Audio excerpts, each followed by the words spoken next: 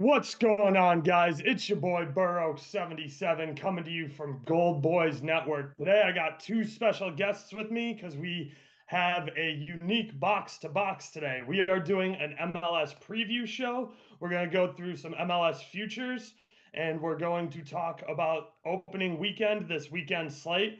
With me, I got the boy BranMorrone. It's Bran good. has been with me for a long time. This will probably be what, our fourth season covering MLS Yeah, together, third or third or fourth. fourth, I think. So yeah, I've been working with Brand for a long time. He's a good buddy. Sam, who you've all seen before, with me, either on here or with some of my other shows. He's a great soccer handicapper, knows a ton about the game, loves MLS, huge NYCFC guy. Made the trip out to Portland for the final, I believe, when you guys Damn won right. the show. Yeah, that Yeah. was awesome. So he's committed. He's a big fan. He knows what the fuck he's talking about. So does Bran. So yeah. Before we get rolling, I want to give a shout out to our sponsors over at Pickett Sports. Pickett is a great tool to help you track your bets, manage your bankroll, and shop lines. So if you're not using Pickett, you can sign up with my promo code Burroaks. These guys are both on Pickett as well. And then our sponsors over at Boom Fantasy. Boom Fantasy is a great way to get into daily fantasy sports, but still have the option to bet player props. So they're one of the only sports books, or one of the only fantasy apps out there doing player props for individual games. Really fun tool. Boom Fantasy, shout out. Thank you guys for sponsoring the show. Let's get right into it, guys. Who do you like winning it all this year? I feel I like we're think gonna have a common theme here. yeah, I think we all have a common theme, honestly. All right, well then let's start with the West. Who do you guys like coming out of the West? Because I know we're all big on Philly Union over in the East. Let's talk about the West. LA Galaxy, or sorry, LAFC, obviously going to have to do a little bit of retooling. They sent a guy in Arejo over to Barca, I believe. They lost Gary B. He finally retired. He's done. He ain't doing shit but playing golf now.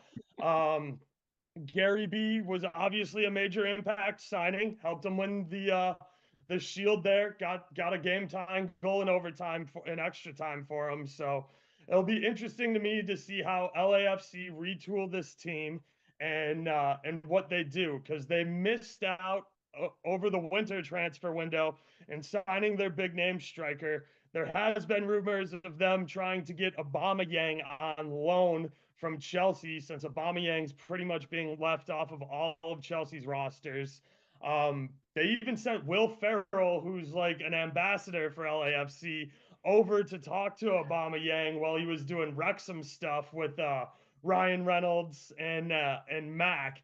So, you know, they're definitely, they have a DP spot available. They're looking for a big signing. They kind of got to retool here. What do you guys think about the top of the West? You take Um, it away, Brian. I know you like. I know I'll you take got it something. first because this is probably my favorite pick that I have, and I'm taking Austin actually to win the West, and I think it's at Nice. plus 550 on Rivers. I just love what they did last year, and having a conference final under their belt now with DeRussi, with the year he had last year, 22 goals. Signing Zardes, I think, is going to be a huge factor for them this year. Because I think the last time he played under Josh Wolf, he had his best season ever, like 19 goals, and that was in 2018, I think. I mean, he might not be the same player he was in 2018, but I think with He Josh Wolf, definitely isn't, but he's he going to get the definitely, best out of him yep, for he sure. definitely still has something to contribute to the game for sure. Uh, Um, I like what you mentioned. They also extended Fagundes, which I think yep. is huge for them. Fagundes plays a huge part in the midfield. He distributes the ball super well. He had double-digit assists last year, I Yeah, I think he was believe. second in the league with like 15, I believe. Yep, and he's an absolute monster from free kicks. He can shape the ball so well, get it up and down from short distance. He has the power to go from long distance. And like I said, he can shape and move the ball really well. So I definitely think Austin will continue to thrive. They have a great new stadium. They have a ton of fans down there. They pack the place. It's really a great environment, and I really want to get down there and see a game. So I like that pick a lot. I think they are going to be a problem in the West again for sure. Sam, how about you? What do you like out of the West this year? I was talking with Bran, and Bran sold me on the Austin hype. I mean, I think they did really well last year, and I think with LAFC in potentially a rebuild mode, I think it's a great chance for them to come in, and also combined with the fact that Nashville are now hopping back over to the East. Yes. Had they stayed in the West, I would 100% be on them. But now they've gone, they're over in the East, which is definitely going to make that side of things really interesting. But really on the West, I don't think there are too many excellent teams. I mean, I even think even LAFC, if you get rid of, they lost Arango to the Mexican League, they lost Araujo to Barcelona, Bale retired. Like even without them, I still think it's hard to count them out just because they always somehow end up in the mix at the top. Just And they because have money, they'll be active. they have money, and I also don't really rate the Western Conference that much at all, especially now without Nashville. So I really think that Austin have a great chance to get up there. I don't think they're a terrible shout for Supporters Shield either, because you can take, I like the fact that you can bet either on the winner of the MLS Cup or on the Supporters Shield winner, because those are very different markets, just because some teams are pretty good at making a playoff run.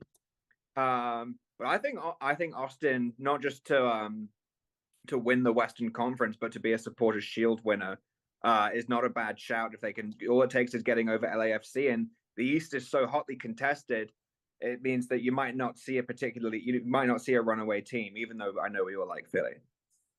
Yeah, so just in case you're new to MLS, Supporters Shield is most regular season points. That's whoever is the top overall team in the regular season, and to win it all is to go through the playoffs. So Supporters Shield is what you win. It's the regular season best regular season trophy, and then we have our playoff system. One thing I definitely want to talk about is I think FC Dallas got a lot better. I think that Dallas is going to make some noise here in the West. They're definitely a playoff team, in my opinion.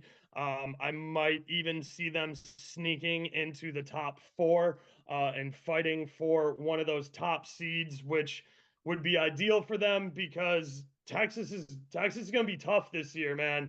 I think Dallas got a lot better.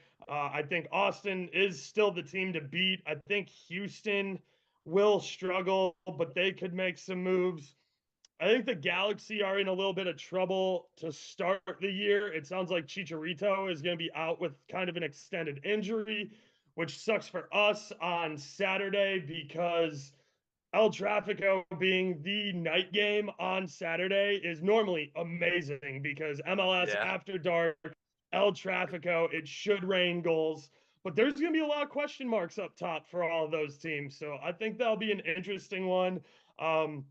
They'll be fun to play. I think Minnesota are still pretty trash. I don't really like anything they have going on in Minnesota, except for their keeper situation. I think they have two outstanding keepers that sucks because you don't know which one to play. But I don't like what they do with their offense. I'm not super behind their coach and how he runs the offense and how they look to build. I think Seattle might be a tough team again. They obviously won CONCACAF last year. It took a lot out of them. They really struggled in MLS by playing that. They played in the Club World Cup this year. They got some good experience. If Raul Rudy Diaz can stay healthy for 2/3 of their games, they're a problem. Rudy Diaz is a fucking monster. I know he's getting up there in age, but he can absolutely still compete. We've seen him go Drano from midfield. Like it's ridiculous how much of a leg that guy's got. Also Short King, shout out. So yeah, I think you know who else Seattle got? I think SKC's in for a little bit of a bounce back too. They're getting Daniel Shalhoub back healthy. I think Shallowy should be much more of an impact player this year. I believe they managed to keep on to Johnny Russell, and Yep. they'll be getting what's his name back, the Mexican international, Agata. the striker, that was good 2 years ago. 2 years ago. Oh God. That had the knee surgery. Should have prepped me for this. I could have had that name offhand. You know who else Seattle got? Seattle got as part of the NYCFC full liquidation, they got everyone's favorite backup striker, Hebert. Yep. So if God forbid Ruidaz gets hurt again, they've got Tati's backup, who now leaves us completely without a striker. So he's not a bad player if they do have injury problems. I'm sure that's why they signed him. That's a pretty underrated pickup, honestly. He's not quick, he's not flashy, but he's a good fox in the box. He's a poacher. Right. Alan Puido should be back for SKC this year. He's coming off of that major knee surgery. Got it. If you guys remember him with Johnny Russell and Shallowy, the year that SKC looked like they were going to win the West until his injury. Okay. No, I do remember that. Yeah. So yeah, that's I think that's a nice little rundown of the West there. Let's dig into the East. Like Sam said, it's definitely big news that Nashville's back in the East. Nashville's a good team. This makes their travel situation so much easier. They were borderline like the Blackhawks or like St. Louis, kind of out there in the Western Conference, where they were just logging so many fucking miles. You could tell it definitely took a drain on the player. That's one of the biggest thing international players comment on and complain about when they come over to MLS is the amount of time and distance that they travel compared to over in Europe, because our travel schedule is insane, being such a big country.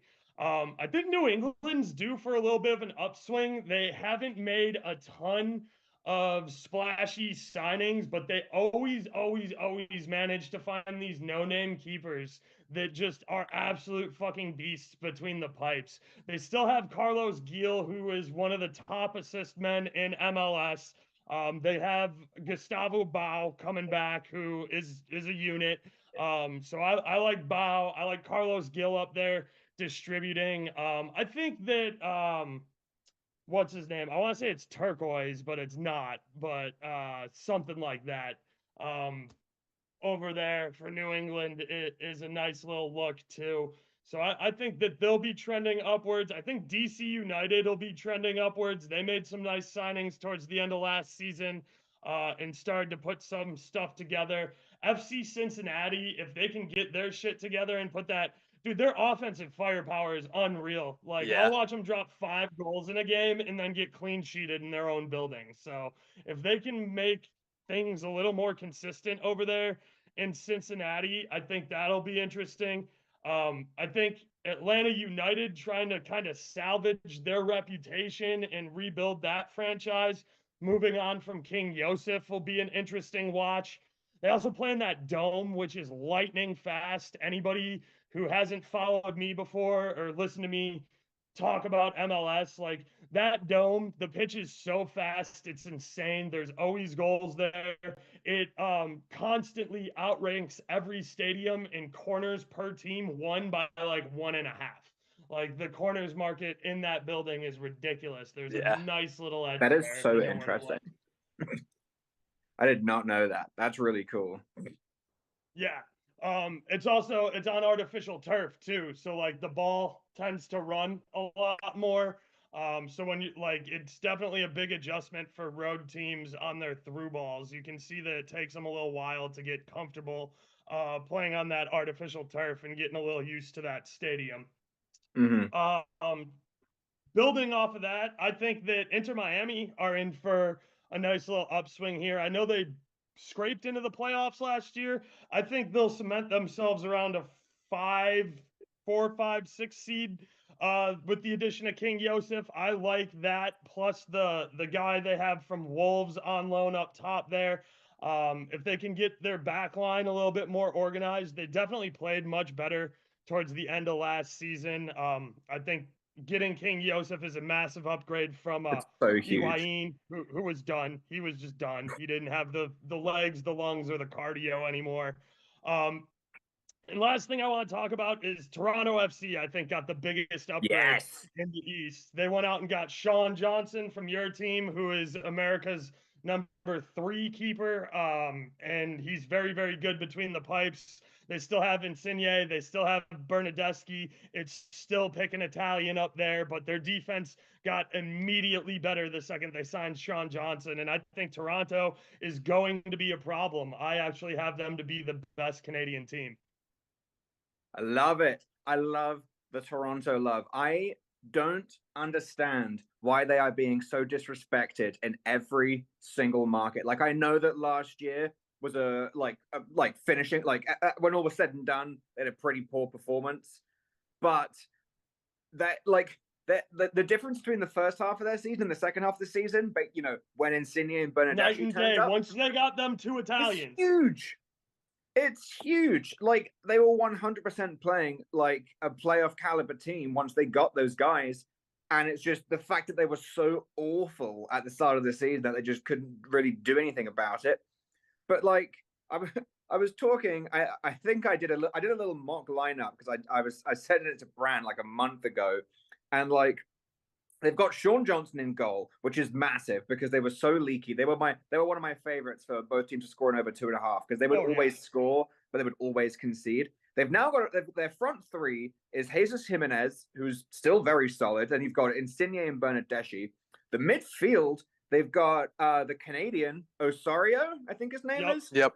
He's really solid. Love him. They got Victor Vazquez back, who's old, but he's still technically very good. And they have Michael Bradley sitting in the defense.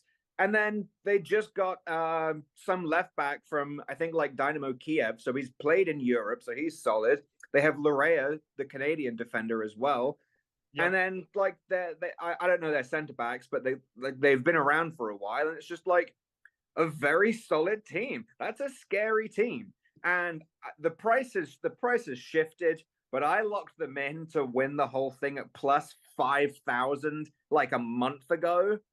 And I thought they had the same odds to win the MLS Cup as the Chicago Fire. And that made zero sense to me. I was like, there is absolutely no way a team, and they hadn't locked up Sean Johnson at that point, but they basically had, like, I knew they were going. Right. You knew that he was going. People who paid attention to MLS transfer market knew he was going. Knew that he was going. And it was just like, there is no way that they have the same odds of winning as the Chicago Fire.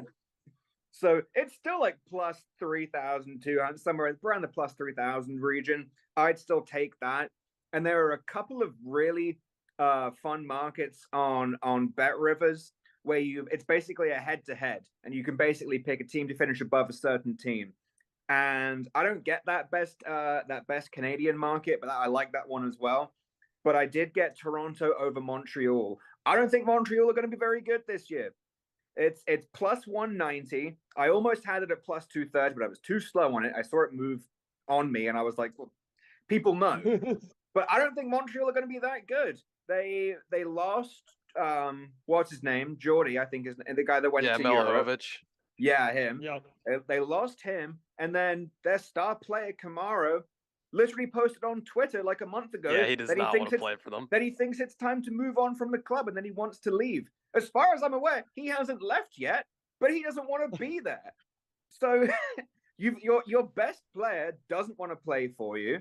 And I don't know. I really didn't rate them much to begin with. Everyone was gassing them up when they were playing NYCFC, and we absolutely rocked them in the playoffs last year. So they did not turn up. I don't think they're going to be that good this year. And I'm here for the Toronto love. I wish a book would just offer to make the playoffs. I'm yet to find that one very simple prop. I don't know why it doesn't exist. That'd be a very fun market to play with. Because our playoff system's so fucking sketchy.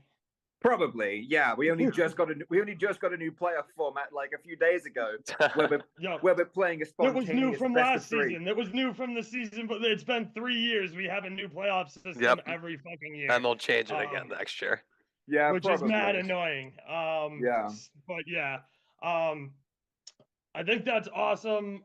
Bran, you got anything to say on Toronto, or do we want to talk about the best team in MLS? Well, with Toronto, because I can add to that, is I sprinkled Insigne Golden Boot at 18-1. I like And that. I just read a couple of things on him that he's been in the weight room, and he said it was actually like a steep learning curve from Series A, and how like the MLS is way more athletic and like just more like dense in that way. And he's And tiny. I just think this. They I do, think they there's do a just a lot big step more up here in for him. hockey. They call it chip and chase. Like Yep. you put the ball down low, you have to win a contested ball, and then it's boom, fast on net, get shots on target, put them up. You know, Insigne definitely got that more as the season went on, Yep. but you could see early when he first came over here, playing like he did in Serie A, he was trying to be way too clinical. When in MLS, Exactly. it's just put the ball on the big fuck off rectangle and hope something good happens. Exactly. Yep. So yeah, 18-1. I think it's a decent price. I like that. I like that a lot. I think wish we he was are still on all pens. a little. Yeah, he does. Well, Bernadeschi took pens after Insigne missed a couple. Yep. I still that was like that one. I can't remember his name, but when the Revs sold Matt Turner and then brought up their random young keeper who then turned into Neo from the fucking Matrix when they played and Toronto. had a clean sheet on 12 or 13 saves. Yeah, I Yep. remember betting that game being furious. Yeah, that game was crazy. And Insigne was on the pens. He had taken pens, and then he got that pen saved, and then I don't think he took a pen for them ever again. I think Bernadeschi took over after that game. So he just got completely robbed of his duties. Which again, might change in the offseason. You know, if Insigne has been in the weight room, I'm sure they'll kind of do pens in practice and training and see who's best at it. So that's definitely something that might be open here for Toronto. Let's talk about the best team in MLS. You know the fucking vibes. It's Philly Union all fucking day around here. Philly is returning all 11 starters. They went out, they bought players, they got even fucking better. Daniel Gazdag is the fucking man. I have him to win the Golden Boot this year. The only way I see that not cashing is if Gazdag transfers in the summer to Europe. Like that's the only way I don't see that bet hitting. Gazdag got 22 goals last year. Is a 10. You also have Julian Carzana up top, who is absolutely fucking awesome. Picked him up for loose change off of Miami. We got him for $400 off of Miami and turned him into one of the best strikers in MLS. We got Yuri up top there too. We got our defenseman who led the league in successful and dangerous crosses. I think he had 15 assists as a fucking left back last year. Philly at home is a fucking fortress. I want to say they've lost 2 games at home in like their last 30 fucking home games. The like 5 draws. Like Philly at home in Subaru Park is fucking unbeatable. That crowd's electric. Shout out my guy Corey, who is head of the Keystone Ultras out there. It's fun. I don't know how anyone's beating Philly. It's gonna be tough. I mean, even with like the new acquisition, I'm excited to see Torres play, the guy from Montreal. He was doing well in preseason. Yeah, and I think just like the biggest concern is losing Burke, just because he was so huge for us last year. But he's a great super sub. Yep. Yeah. But other than that, I don't see anybody in the East beating him. I really don't. Yeah, I mean, Andre Blake is arguably the best keeper in MLS. I mean, he's a fucking monster between the pipes back there, and he's a great leader too. Like that's the other thing is he doesn't always get the armband for Philly, but everybody knows in the locker room he's on the short list for the captain's armband. He's obviously captain for Jamaica international team. Captain's Jamaica down there. Gets great international competition in CONCACAF. Sees some of the best on the in the planet back there between the pipes. You know, I never get worried when Andre Blake's holding it down in the net. So I just think it's going to be really, really difficult to overcome a team who's returning all 11 starters and is going to have almost zero lag time in getting back into top shape. Yeah, with the biggest chip on their shoulder in the world after losing Yup. last year. I mean, Two everything's years in going a for them. row. 2 years in a row Hey. now. You could have done it, and you haven't. So now's the time. Philly fans, plug your ears for a minute. We lost that cup. We gave that away. Just so you know, y'all got cocky and we're like, yo, we have this. It's in the fucking bag. And then you let Gary B get free and you fucked up. Yep. So that's experience though. That's experience. I love our coach. I think he'll have him ready for this season. We've made it farther every year in the playoffs. This is our year. We're taking it home. You would think you go from Eastern Conference champs getting beaten by New York, unfortunate, but I was happy. Then you go from getting to the final and you lose on pens. Hopefully they've been practicing pens. And so, yeah, I guess by progression, I guess this year is your year. Also, hopefully we don't play at that dog shit turf stadium. Please the no. Coliseum out It there in was LA. pretty 'Cause that shit. turf Oh my was god, it was atrocious. horrible. And the second Gazdag blew out that giant chunk of turf, there was no good plant foot for anybody else Nope. to take a pen. That's an excuse, though. Win the fucking game in extra time like you had Exactly. it locked the fuck up, and then you let Gary B get free.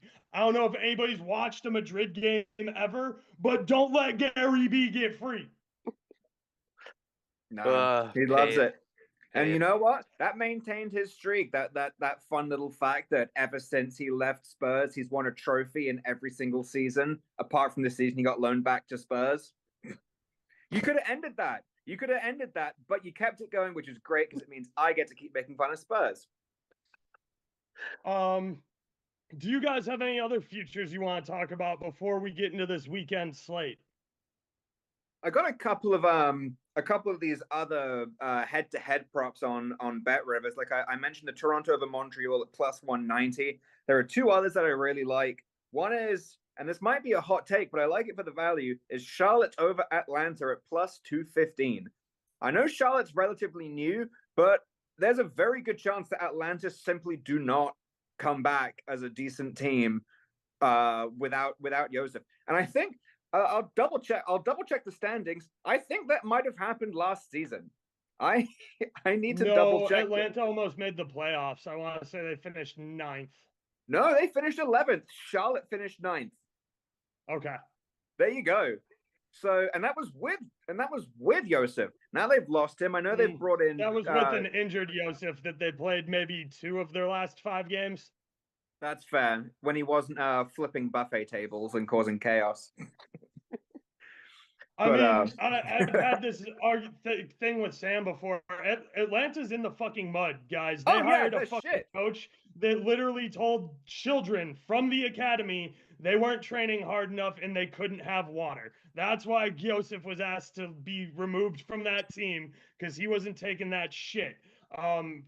So yeah, if you want to go at Joseph, that's fine. I'm not, because it's the Atlanta organization that fucked that up, not Joseph. 100%.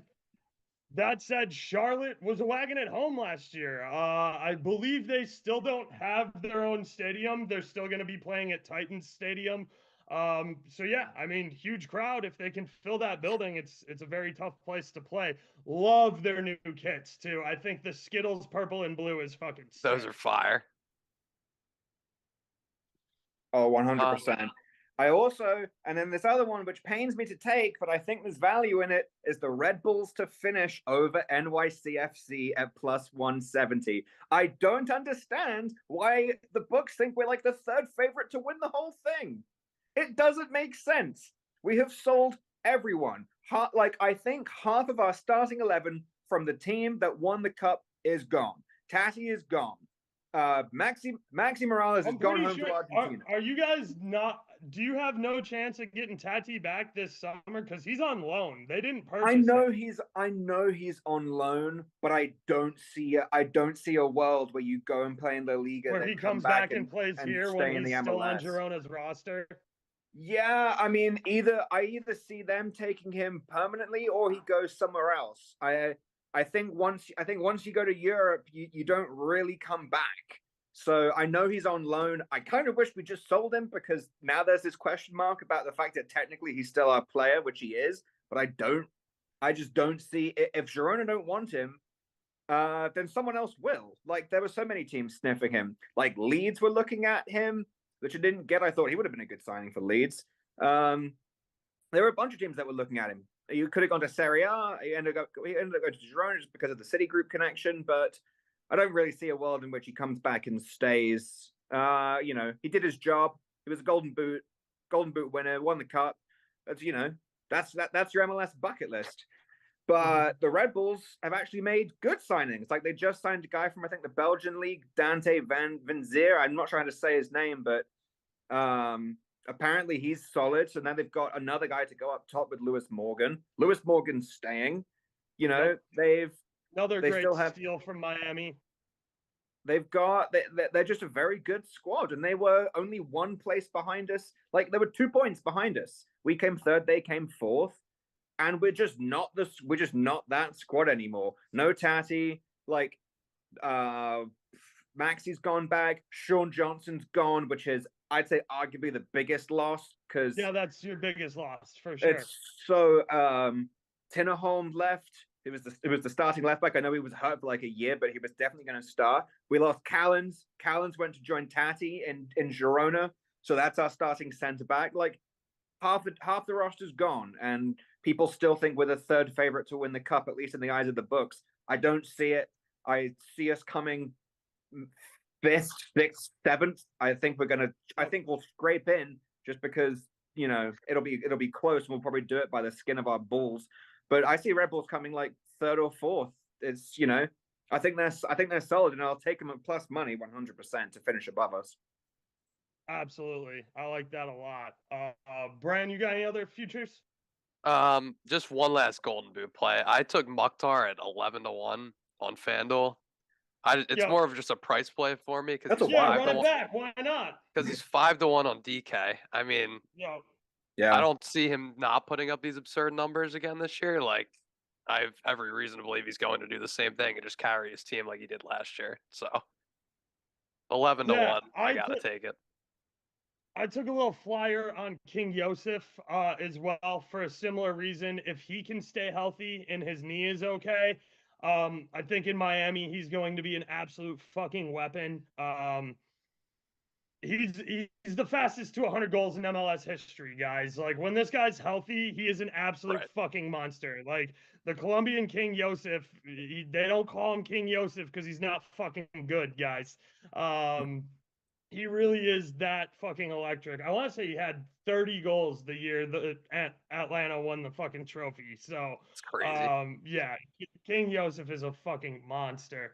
And if he can stay healthy, I think that he's a very nice fit down there in Miami. I got him at, I want to say 18-1 or 20-1, something like that. So I think that's a nice little sprinkle.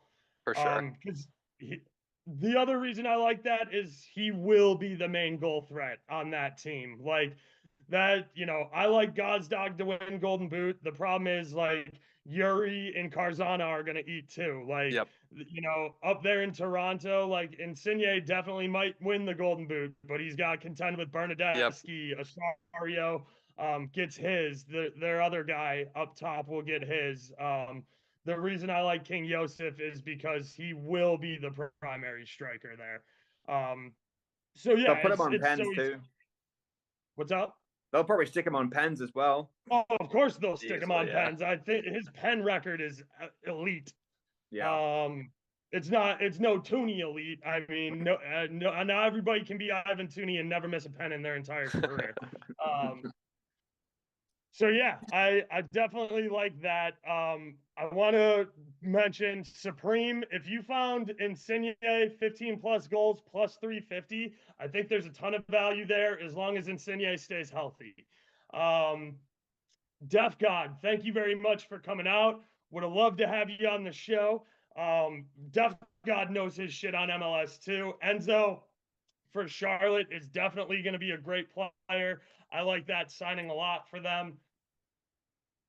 Let's get into this weekend slate because I love, there's 6 or 7 games I love here. And I think there's really good numbers on them. And I think there's really good numbers on them today that may not be around there come the weekend. Nashville takes on NYCFC at home in Nashville. They're plus 110. They were plus 120 when I did the show on Wednesday. I'd buy in now because they're going to be a minus number before kickoff. They're already Once that minus lineup 105 comes on out, FanDuel. yep, once that lineup comes I was out, waiting you for see it.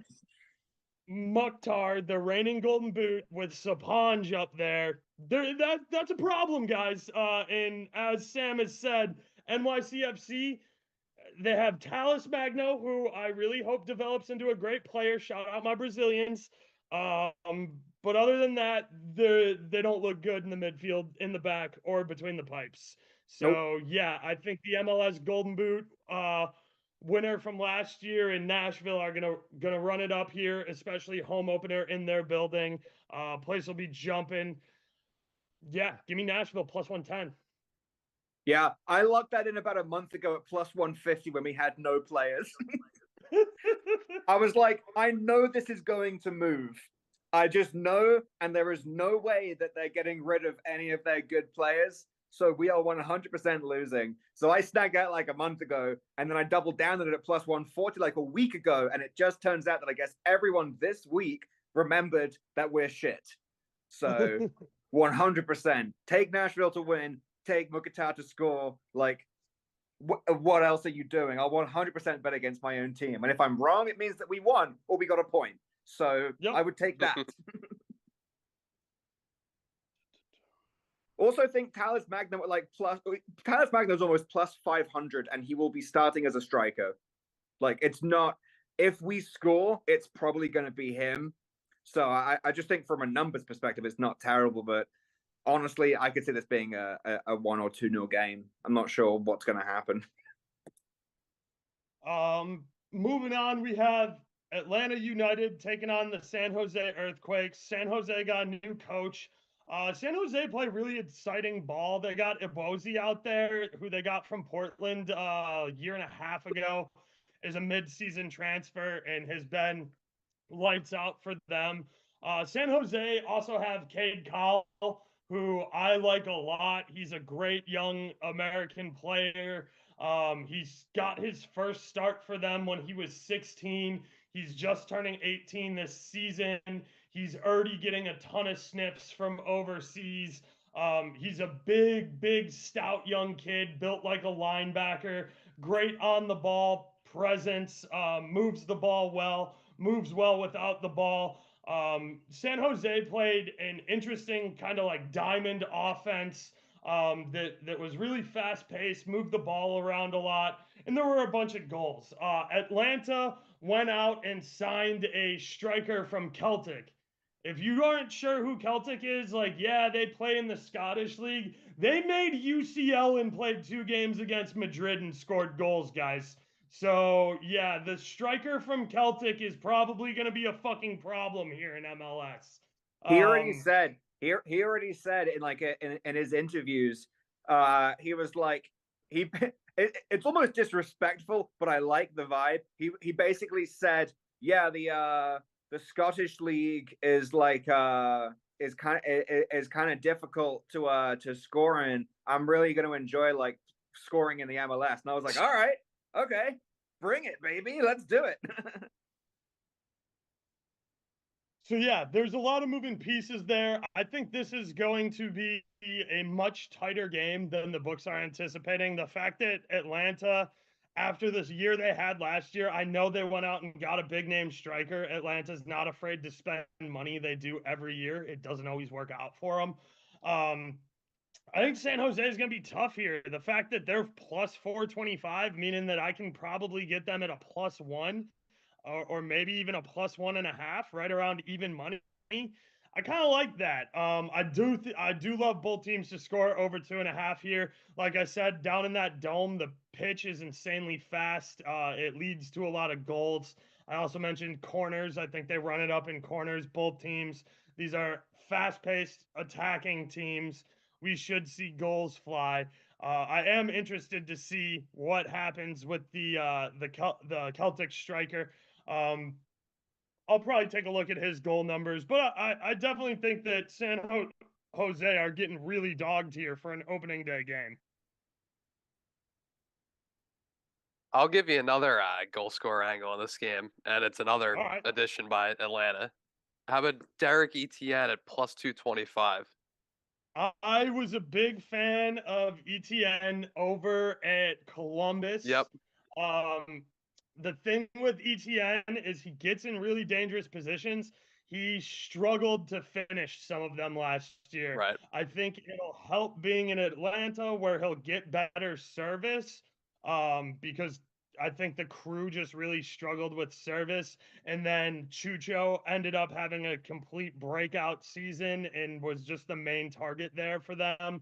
But I like that call a lot. I think ETN was a great play for shots on target last year. Like Yeah, his for shots sure. on target numbers were super nice. I remember making a bunch of change off of him. But yeah, when he would start creeping up towards like 4.5, 5-1 for Columbus is when I would kind of start taking him until he finally found the back of the net. I think that he definitely will get more goals here for Atlanta. So I like that call a lot, Brian. Next up, we have give me a second. We have a great match down in Miami where we got Inter Miami hosting Montreal. As Sam said, I also think Montreal are in for a bit of a come down season. They finished second in the East last year and got washed out by NYCFC. They also have moved on from a bunch of their players, got some players unhappy.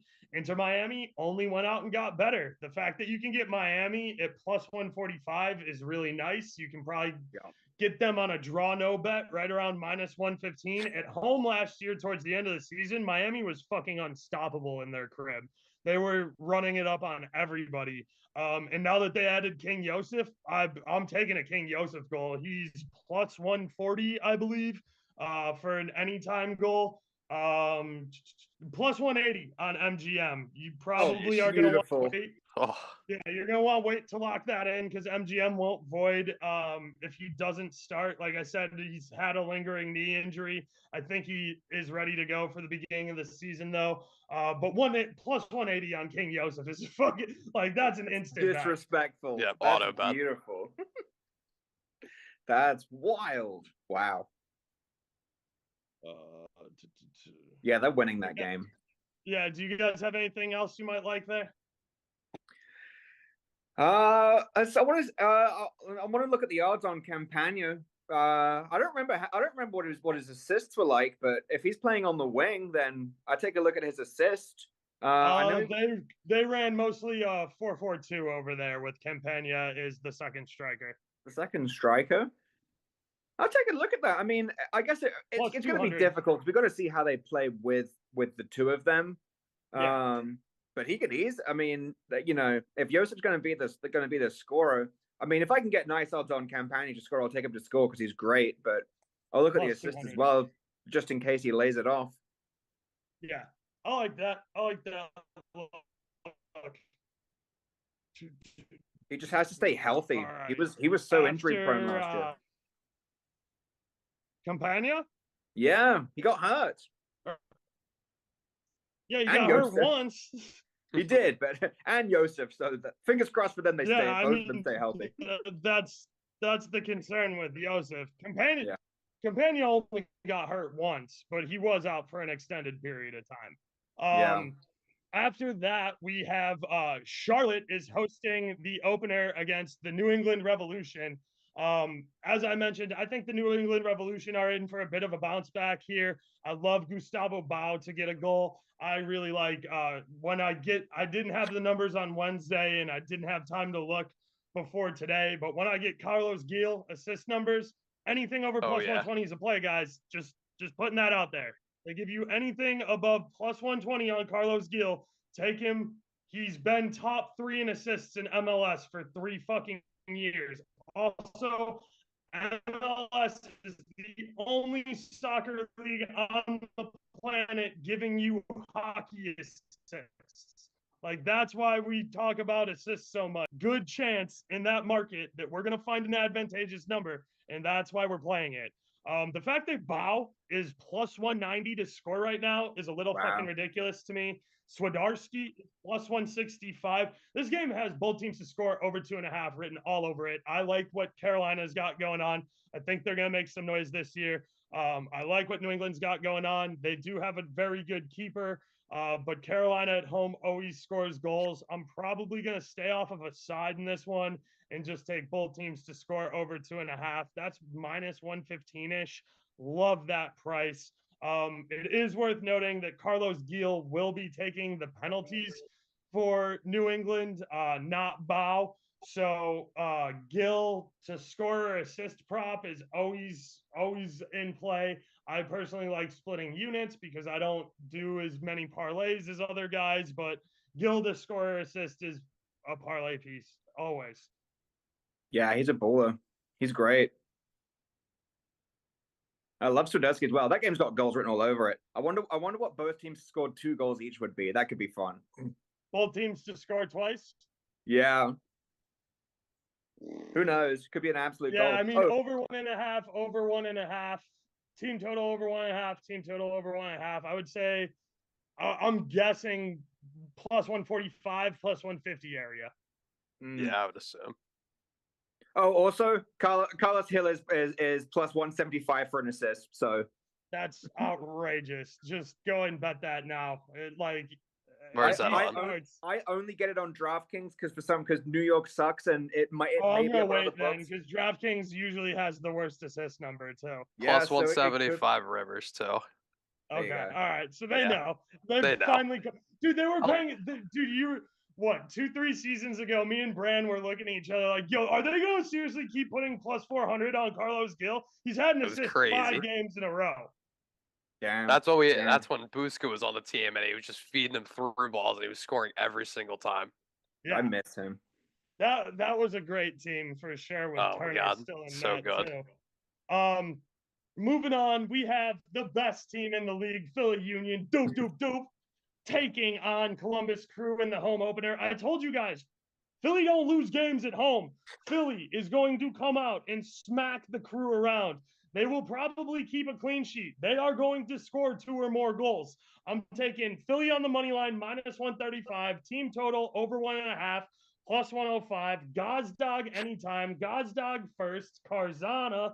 I love this Philly squad. They're going to fucking run it up. So let's do it. Duke Nation, let's get after it. Some of those prices, Gazdag first goal is worth a little cup of coffee sprinkle, plus 500. Gazdag to score anytime. Fuck, his number's already trash. It's plus 130 over on MGM, best price. Julian Karzana's best price is plus 170 over on FanDuel, and you get about plus 175 on Yuri over at MGM. You can take any of those 3 guys. They all can score. I personally am going to ride with Gazdag. Gazdag also drops assists too, playing in that 10 role for them. So just keep an eye on that. But I love this. Philly Union, dope, run it up. Oaks, you can get Gazdag at plus 180 on FanDuel. Really? Yep. Nice. But also, obviously risk with betting FanDuel early. Yeah. All of that doesn't really need to be said. That's an ignorant number. Continue to take Gazdag. Yep. It's been like that for the past few days. I was watching it to see if it was going to go down, and it has not moved. So, I mean, nice. I already locked it in because I knew it was going to start, but I'll probably take it again if it stays there. And the fact that you can get Philly to win and Philly to score over 1.5 goals, you put them together, it's plus 100. That's even money. Plus 120 on other books. Oh, beautiful. That's even better. Yeah. This is going to be great. This might be a fun game. I mean, if they're assuming they're all starting, it might be a fun game to take the Philly special where you take Gazdag, Carranza, and Ure. Yep. I want to say over the last 30 or 35 matches at home, Philly are averaging just a hair shy of 2 goals a game. We also saw them put up a touchdown on DC United. I was in the building for that game. Like, That's Philly what a can game to go score to. goals, guys. That's what they do. Anytime they're playing a team that I think is vulnerable, whether it's Chicago, whether it's DC, who I still don't particularly rate, anyone like that, I'm just going to take a little flyer on out of the 3, just manually round robin, like Gazdag 2, Ure 2, Gazdag 2, Carranza 2. You can always get like 40-1 on that, and there's a good chance that it happens in games like that. Facts. Because Gazdag will take our penalties, and Karzana is a monster. Yeah. Bran, you got anything else for that one? I agree with everything you said. All the glory on Philly? I mean, Gazdag anytime, it'll be free. Just everybody will know. Maybe clean sheet. I like it. I'll let you go first on this next one. I got DC United's hosting Toronto FC. You like anything in there? I actually lean Toronto in this game, honestly. And I think the number's been moving a lot. I think Sam might have locked this in earlier this week. Not sure what he got him at, but they're down to plus 175 right now. Yep. And of course, I like Insigne plus 220. Absolutely. I'm with you. I took Toronto on the draw no bet. That's right around plus 105 right now. Beautiful. I do like the option of the push.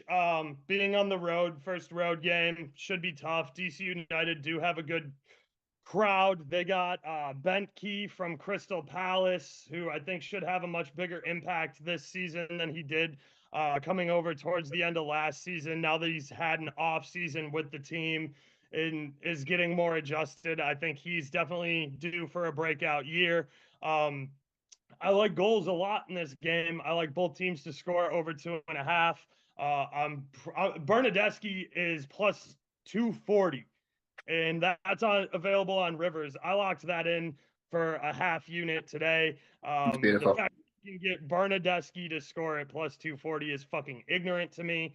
I will happily plug my money down on that on a book that voids non-starters, because Bernadeschi had 12 goals in like 15 matches last year. So yeah, give me the Italian bull for sure. Sam, what do you like? Oh, I'm all over Toronto. It's hilarious. Like 2 months ago, when I think Caesar was the first book to drop MLS, just to drop the schedule, and I got really excited and shopped them like right away, because I was like, I know there are transfers going on, but I missed the MLS, so I'm going to lock something in now.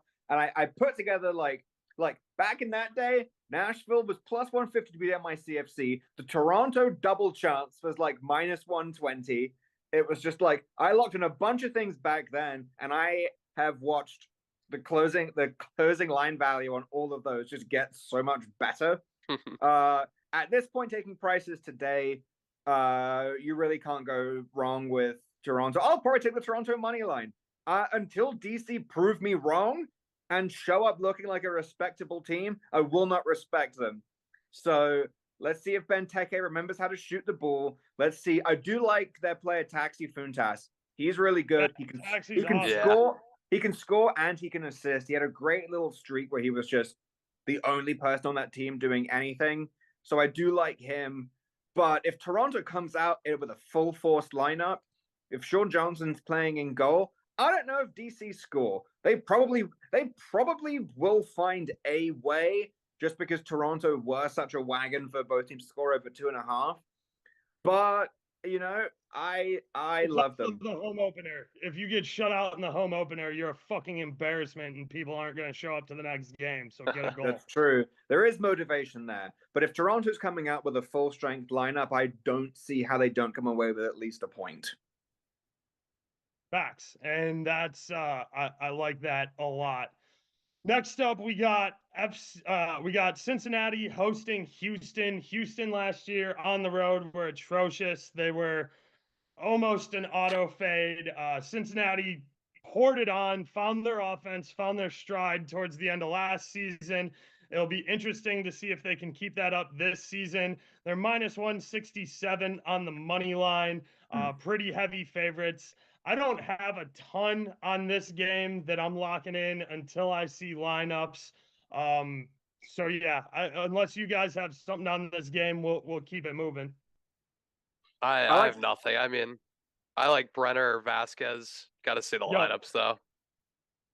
And I think both teams to score over 2.5, just because Cincinnati would just generate that so frequently. Yeah, they conceded a bunch of shitty goals. That's for sure. They were the definition of like no defense, just vibes. Just Yeah, Mhm. their plan was to win every game 5-4. Yeah. yeah. They some of their goals, some of their games. If they ever play in a game and we get like 2 goals early on, I'm just gonna find out whatever the max over goals is and just sprinkle on that. Because if there are 2 goals early on, that game's 100% winning like 5-3.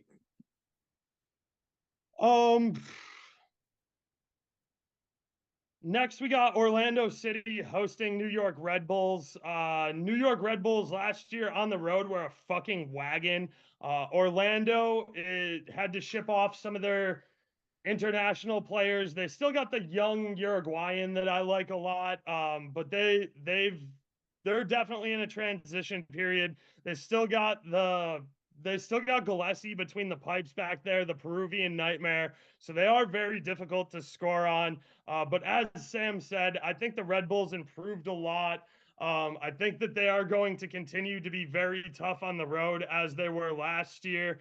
I like Lewis Morgan here, obviously. I think this one, I think you get a lot of value here on the Red Bulls draw no bet around plus 110, plus 115. The fact that Lewis Morgan is plus 270 to score is wild to me as a pen taker. Like that's just, I don't know. He was always around that kind of neck of the woods. And I feel like I looked at his totals and I feel like he doesn't score as much as we think he does, but it's still a great price for the guy that is going to be on those pens. He Unless doesn't for some score reason they're as giving it to many as Dante. you think he does, but he's frequently over plus 300. And a Yeah. guy who scores 10 goals a season at plus 300, do some quick math. Yeah, okay, Yeah. cool, you made money. Yeah. Nah, he's really good. I'm interested to see how they play with this new striker though. So I do want to see how that goes. But him and then Facundo Torres, I think is the Uruguayan you like. Yes, I do. For Orlando, he is a Yeah. nice player. That's developing, and it'll be interesting to see his progress this year. Brian, you got anything else you like in that one? No, I agree with you guys. Lewis Morgan, if he's on pens, I mean, 3-1. You're gonna take it every day of the week, really. Let's get to this game's gonna be really tough to bet. Austin FC is hosting St. Louis. St. Louis is a new team. Austin FC is a wagon. They're minus 180. They're priced like the wagon that they are.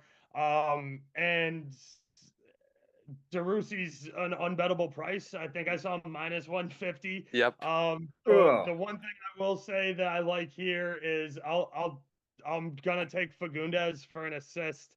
Got his contract extension, really like him. Might take him for a shot on target because, as I said earlier, he's such a weapon on free kicks.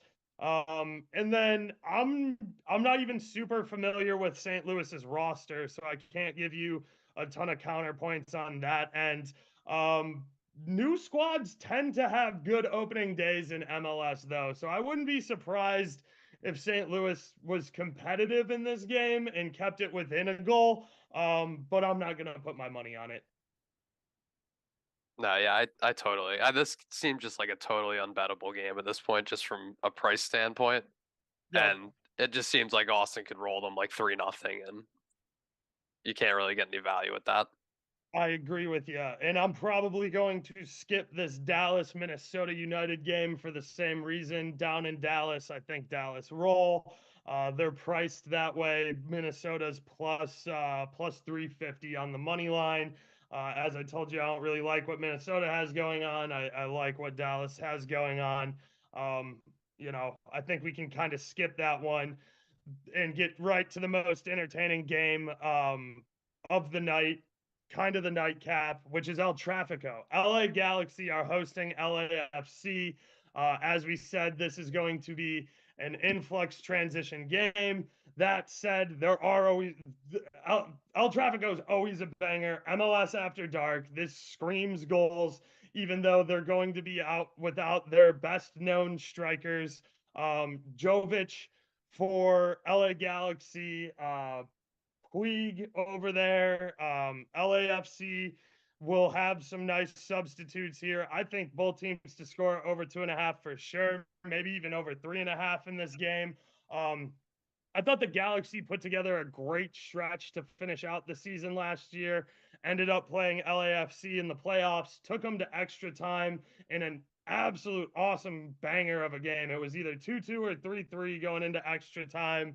And I like the Galaxy to be able to pull this out as home dogs.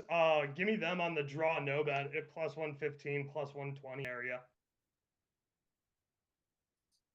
I don't really have a side of this game, honestly. I tend to look more towards the goal scorers in this, but if Dehan starts, I'll probably take him. I hope he doesn't, honestly, because of how much money he made me last year when he was coming off the bench. I think he scored in maybe like 5 or 6 games. It was crazy. But I do like Opoku for LAFC.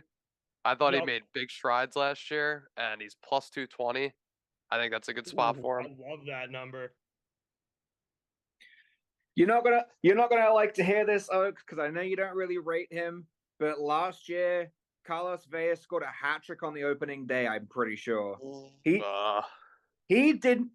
I don't think he scored for like a month after that. He did not. He didn't score for almost 2 fucking months after that. But he came out firing, got a hat trick on the opening day. I haven't shopped it too much, but I think he still takes pens, and on DraftKings he's plus 150. He does take pens. I was gonna say, I think 2 of those 3 goals were pens. Probably, but he's plus 150, and he used to be like an odds-on guy to score, and then like even when he was in the midst of in the midst of a slump, I think plus 150 is a great number. I heard a fucking pundit call him a top 20 player in the world once. All right, well he's not that good. But I will 100% take him to score, and Sumi, I'll sprinkle a little bit on him to score 2 and 3 goals because he did it last time, and it's a massive game. And if he scores a hat trick, and I didn't take him for a hat trick at 50-1, I'll just be upset. So, like, it's worth a sprinkle. Maybe he shows up and does nothing, but even just to score at plus 150 for a guy who used to be like minus 110 when he hadn't scored for a month is a good price. I definitely agree with you there. I will say I think he is, now that he's gotten a little older and lost that he might be one of the best fucking players ever kind of deal. He's a dime guy. He drops a lot of dimes, and his assist prices are way outside of what they should be, typically, in my opinion. Because he does play striker, and they think that he's going to finish balls, and he ended up laying a ton of them off last year, which is why LAFC found so much success. So, obviously, new team, new role, so I could definitely see him running it up on goals again. I like your angle there. If you're confident that he's going to be the guy again, then play it. I'm not going to try and talk you off your confidence. So, I really like it, and I like you taking a stand there. So, El Trafico, always a banger, always worth a watch. One of the best rivalries in MLS. It's fucking great. Speaking of rivalries, we got another one up in Seattle. Seattle Sounders are hosting the Colorado Rapids. Colorado Rapids went from first to one of the fucking worst teams in the MLS last year. Sorry, my boy Wanners. I know you're a big Rapids supporter, but outside of Diego Rubio, that team's kind of ass. I like I like Seattle. They need to move on from like fucking Montero and some of the other guys that are old up there. I love the Vegas kid up there that plays fucking midfield. I think he's 17 now. He started last year as a 16-year-old. Awesome Oaks guy, puts up shots on target, gets yellow cards, does the dirty work in the midfield. Ripped his knee to fucking shreds in like the 8th game. He should be back. He's getting fit. I really like what he brings to the midfield and the pace. Obviously, Rudy Diaz up top is the tip of the spear. You still have veterans like Montero out there, and a couple other guys. I like what Seattle can do here. I think Seattle's also an incredibly tough building to go play away in. They play it. They're also Seattle's a great club. They're investing millions and millions of dollars into their facility. They're making a true like European style facility with a fucking hotel, cafeteria, 4 fucking training grounds. Like the place is going to be absolutely insane. They broke ground on it last year. This is the oldest soccer club in America. They are committed to being excellent up there in Seattle. I think that they're going to make a nice run here this year and be a weapon in the West again. I love Seattle at minus 120 on the money line. Don't Yeah, I hate love that that at all. too. Yeah. Yeah, and if you're getting Rudy as a plus money at home opening day, Yeah, he just scrapes it. At least on FanDuel, he's plus 100. And I kind of wish he would start a little higher than that because it's only ever going to go down. But if I get it for plus money, and he's starting, then why not? And if plus not, 105 on Rivers. nice. So I can lock that in now. Plus 135 points bet. Oh. Freddie Montero up there too. He's always a weapon. Montero's plus 190 to score. Jordan Morris, who I fucking love, is plus 190 as well. Love Diego that. Rubio plus 240. Christian Roldan, even if he's playing fucking right wing, he gets looks. He's plus 310. Wow. Yeah, I mean there's a lot of value up here in this game, which is again it's another MLS after dark game. If you're not familiar with the MLS, goals rain in night games. Like it just pours goals, and it's fucking fun. After that, on Monday, we have the final game of the opening slate. Portland Timbers are hosting Sporting Kansas City, who I told you I think will be better this season. Even the books think that they're going to be better. Portland Timbers are plus 100. Sporting KC is plus 240. The tie is plus 275. Portland, after dark, it fucking rains goals up there. Portland is in a bit of a transition. They obviously moved away from some of their older, more veteran players. Sporting Kansas City kind of doing the same thing here. You got guys like Johnny Russell is starting to get up there in age. He's still a legend. I still fucking love Johnny Russell, but he is definitely getting a little bit older. You got Nias Goda up there, the Polish international for Portland Timbers, who is a unit when he's healthy. You got Sebastian Blanco, who is fucking awesome. Great assist guy, great scorer. Yimi Chara, who's one of my favorite players in MLS. I was just going to say. He plays the game at 100% all the time, no matter what. He's got an engine on him that just won't quit. He's 37 years old. He runs down fucking 17 and 18-year-old kids.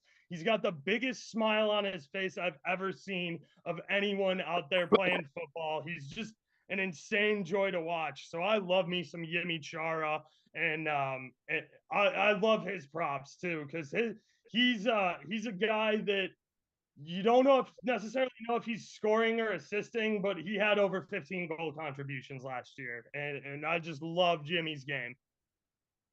He's great. It's also worth noting that the Portland Timbers signed Evander. I don't remember which European league he came from, because he came from one that I can't bet on. But assuming that he's going to be their new starting attacking mid, I take a look at him for goals, look at shot on targets, look for assists. If he's going to start in that slot, I think he's going to be sneaky, really quite influential and good for them. Yep. Yeah, that's actually going to be probably one of my plays if he starts, is him for an assist plus 275. I knew Def God would like him. I was going to say, whenever I think he led Europa League in assists through the group stage last year.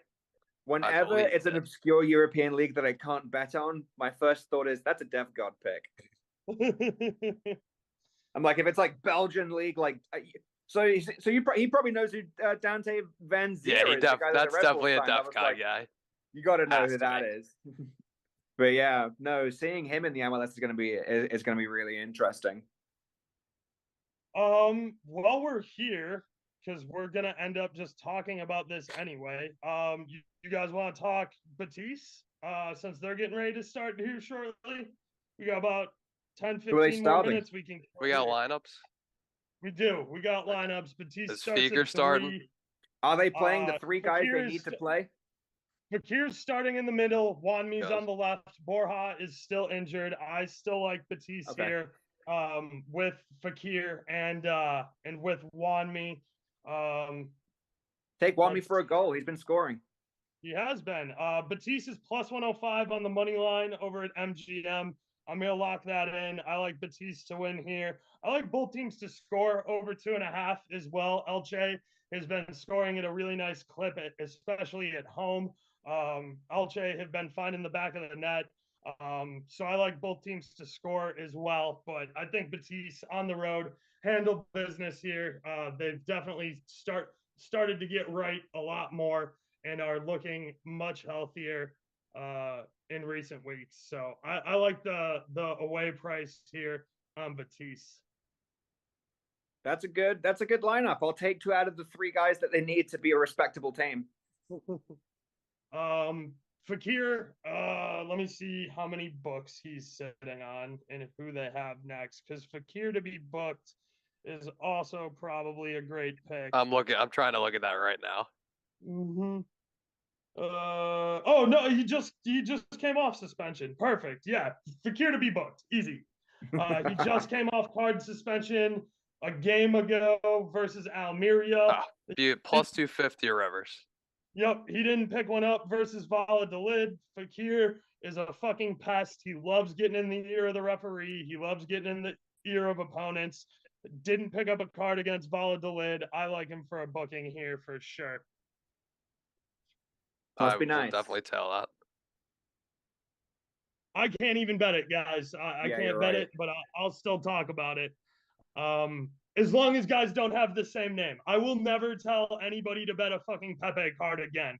Because, like, the last time, bet Pepe for a card. Well, which Pepe? The really fucking old Portuguese one who played in the World Cup, not the young Brazilian who nobody knows.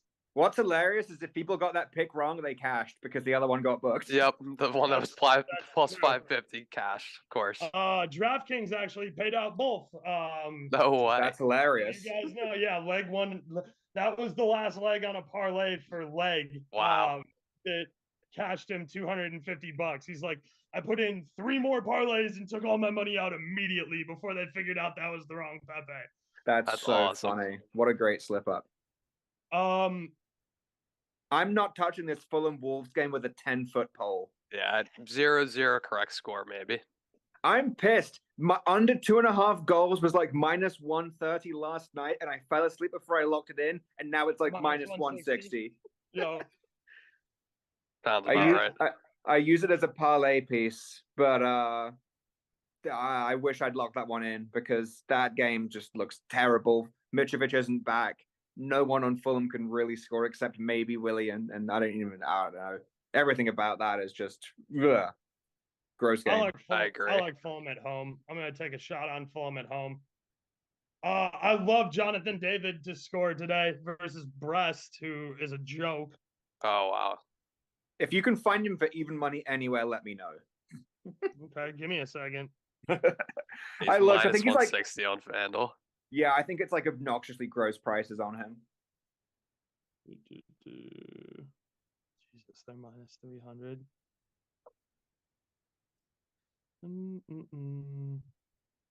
Anytime goals. Yeah, minus 125 is the best I can get on him. I guess maybe you get a win. Can you get the probably win get a cast win for plus cast money? right around plus 105, plus 110. All right, that's I could palatable. back that. Yeah. That's palatable. Yeah, it definitely might be something to look at. You know, if you want to take Jonathan David win cast, Batiste money line, and under 2.5 in Fulham Wolves, I think that's a nice little Friday parlay there. Add in both teams to score in this Bundesliga game. I was just about to say that. Over 2.5. Mainz Gladbach. That's almost exactly what I did. Mainz at home fucking suck, dude. Mainz haven't won a game. I think they've won one game at home all season. It's the opposite of last year where they when they were a wagon. It was so good last year, and then no, not anymore. Nice. Chat. I am also on Batiste money line. I'm taking plus 105 over on MGM. I'm locking it in now. Since we have it here in chat, we got about 5 minutes to kill before I do the sponsors and the sign off. Do you guys have any questions for us on shit you want us to talk about real quick before we get out of here? Oh, one thing I definitely want to talk about with you guys, because Leg told me to get fucked and that I'm wrong. This Chelsea-Tottenham game, there's 0 goals in that game, correct? I disagree. Spurs money line. Spurs play okay. It could be a 1-0. It could be a 1-0, but Harry Kane penalty 1-0. Spurs win. Okay. I see Spurs. And are you telling me you're not putting a cup of coffee on 0-0? Oh, think about it. If it was the 7:30 game, 100%. Because I meant to do that for the Liverpool Chelsea game and I didn't, and I slept through it and it was 0-0 and I was like, fuck, I was right. I see Spurs grabbing a goal from someone. I just don't. I put it this way: I don't see Chelsea scoring. So you could sell me on both teams to score no, like that I could get along with. But I see Spurs getting one goal. If under 2.5 is a palatable price, I would take that. I just think there's no fucking goals in that game. I don't see goals anywhere there. On the back of the net, Tottenham suck. They're starting Skip, who's a fucking hack and might get red carded. Shout out Skip, by the way, for getting carded in fucking 8 minutes. That was beautiful. On one foul. That's how big of a fucking hack this guy is. That was so funny. If Skip is anything above plus 180 for a booking, take him again. He's that trash. We should talk about the Carabao Cup too. I mean, we can. I don't know. Rashford goal, call it a day. Here's my thing. I'm not betting Rashford at plus 150. I'm not. He didn't put a shot on target versus Barca. Shout out Anthony, dude. For me, the value's always in Anthony. Hey, if he starts, everybody's got eyes on Rashford now. Yeah. Hey, if Anthony starts, I'll take him. I know he came off the bench. What a great finish that was, by the way. Electric Brazilian finish. That was fantastic. Also, we might have to start looking at Casemiro's shots. Casemiro's been taking 2 or 3 shots a game, and he's You don't get it twisted. What he does versus Barcelona, yeah, he was just ripping against Barca. Over to every other team. But before that too, I promise you. Before that. I know he does shoot. I know he does shoot in the Premier League. I trust me. I made a shit ton of money on his assists while we were getting hot with his assists. Shout out 1,500 on a Cass assist. Easy. That said, Cass is coming. Well, he's eligible to play. He's coming off of a red suspension for 3 games. So Penga Cass is aware of. He's coming off of that red card suspension. He's probably going to be behaved a little bit. I knew he was getting cards versus Barca. I stood in front of everybody and screamed it in their face. I go, Casemiro's only playing Barca twice this year, and he's not getting suspended from Europa for his second yellow. He'll get a card in both games versus Barca. What'd he do? He went out and got a card in both games versus Barca. That's who he is. I've watched this man plenty. That said, I think he will be on much better behavior coming back into the Premier League and probably goes 2 or 3 games without a card. There was a hilarious picture of him when Bruno was a ratty little shit and blasted the ball into De Jong and they all started fighting. Casemiro is just off to the side. He's like, nope, I've seen this one. He was like looking around. He was just like, I'm not getting involved in this. And I was just like, if he was in there, he'd have his hands around someone's throat for sure. So I was surprised that he showed some self-restraint, but it was so funny that he was just kind of like, you know what? I don't think it's worth it. Let's be fair here, okay? It definitely looked worse than it was because they came out with the other photo that showed that he wasn't just fucking strangling the guy. He grabbed him by his shirt collar like this. So it definitely. I also think that picture was taken at a different time. I'm pretty sure he started like that and then relaxed when he realized he had his hands around the guy's throat. But that's just my opinion. I'm pretty sure those are two different angles from two different times.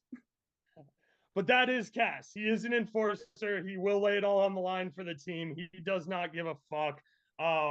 And that's why you go out and sign a guy like Cass. By the way, he's the best player on the pitch every time he fucking touches the pitch for Man United, guys. I'm already sick of the fucking Rashford Ballon d'Or talk. Let's see Rashford do it for an entire fucking season and do it in Europe before we start sucking his Ballon d'Or dick, because he's not anywhere close to fucking what Haaland's doing. Haaland's inconsistent, but he's still got 25 fucking goals, guys. So let's relax on the Rashford Ballon d'Or talk. Okay, let United do it. Let them talk their stuff. We'll see if they can win something. So yeah, other than that, great show, guys. Thank you so much for coming on. I love talking MLS with both of you. I love the MLS. I'm so excited for the league to be back. I'm hyped. We're going to make a shit ton of money just like we do every fucking summer. So everybody should be excited for it. Thank you guys all for tuning in. We really appreciate it. Great discussion going on. Shout out Def. Shout out Moosey, shout out Pananga, shout out Supreme, everybody for showing up to chat.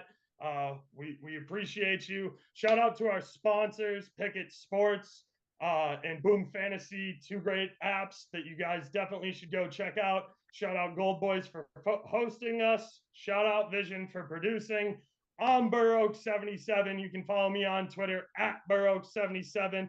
This is Sam FIFABrit. You can follow him at Sam Game Parlay on Twitter. Bran doesn't really fuck with Twitter, but he is on there. BranMorrone. He's been a homie for a long time. This is our third or fourth season covering MLS together. Yes, sir. Dude's super fucking sharp. Get all of his reads in Gold Boys Discord. Sign up at goldboys.com. Thank you all for showing out. This has been Box to Box. We're out. Yeah.